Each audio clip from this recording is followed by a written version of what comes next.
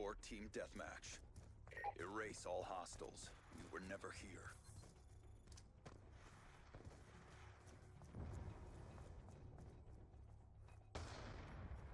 We've pulled forward.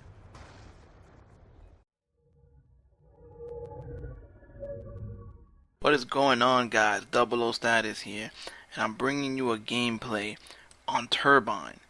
Now, I'm not here to talk about the gameplay. I'm here to talk about the journey that I had on my way to getting Diamond Camo for the SMGs. And, give some tips on, helping you guys achieve what I've achieved. And, it says something about you. It's about you liking a certain weapon category. I'm currently myself now trying to do the assault rifles. It's a little tougher. You gotta hang back a little more. The damage isn't as consistent as some of these SMGs. So alright, let's start with the different camo challenges that you'd have to do. Now, from the first one, DevGrew. Whoa, I think I just dropped something. To Cryptic Typhoon, you need to do 100 headshots.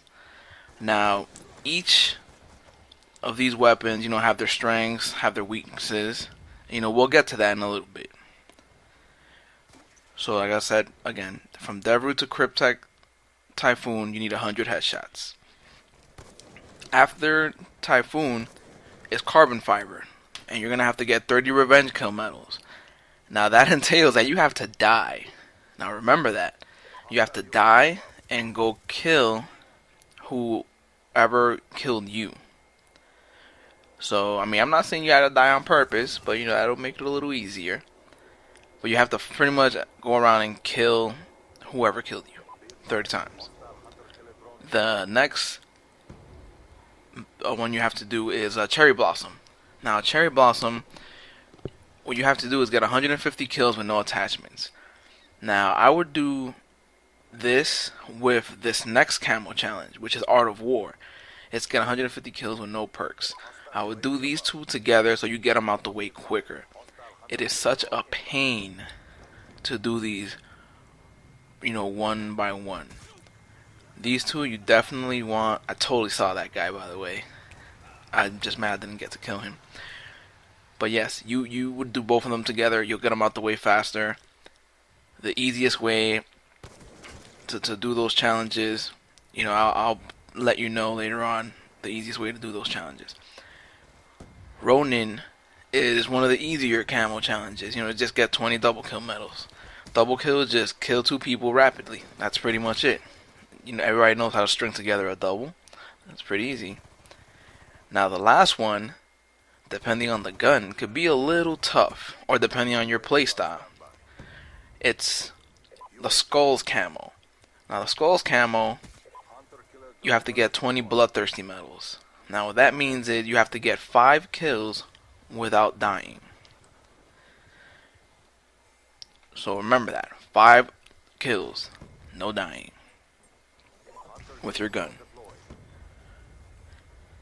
After you do Skulls, you just automatically earn, after doing the rest of them and, doing Skulls, being the last one, let's say that you'll unlock Gold Camo.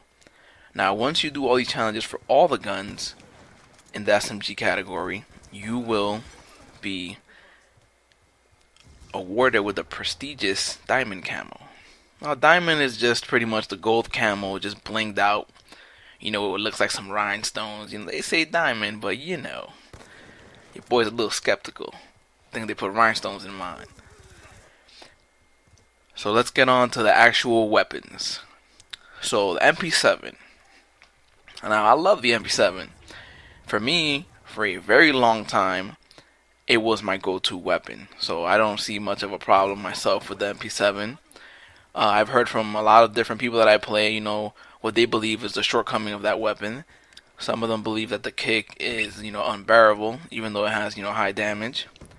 And for you, for you guys who feel the same way about the kick, I would tell you just put grip on it. That should solve your problem. For most of my SMGs, I like running either laser sight or quick draw. Now, it all depends on your playstyle. Are you a guy who will typically shoot more from the hip?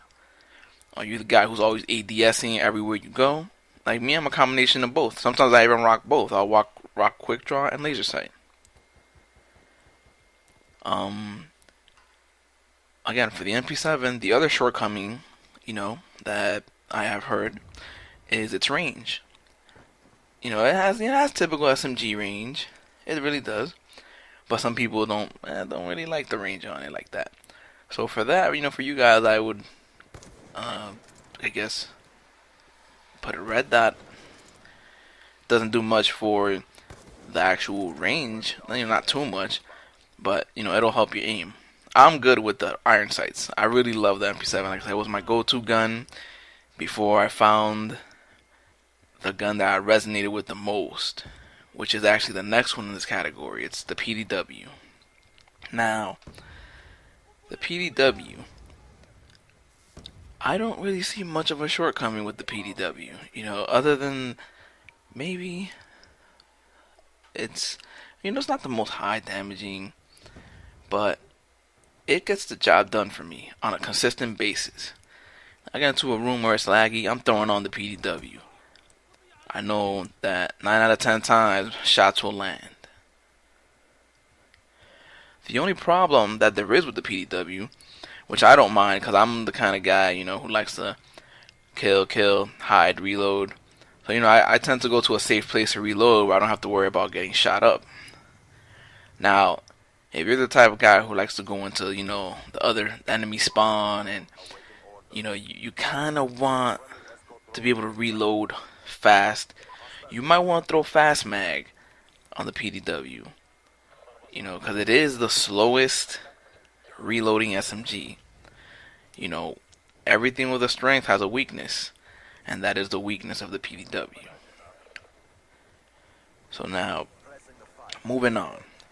The next is a gun that I thought was the worst in the SMG category. And, a lot of people think so also. But it isn't. I don't think it is. The Vector, it's just one of those guns that you have to sneak up on someone with. It's more of a flanking gun. And now, everyone should know by now that, flanking typically means that you're catching somebody either on their side or their back. They have their back towards you, or they're not facing you.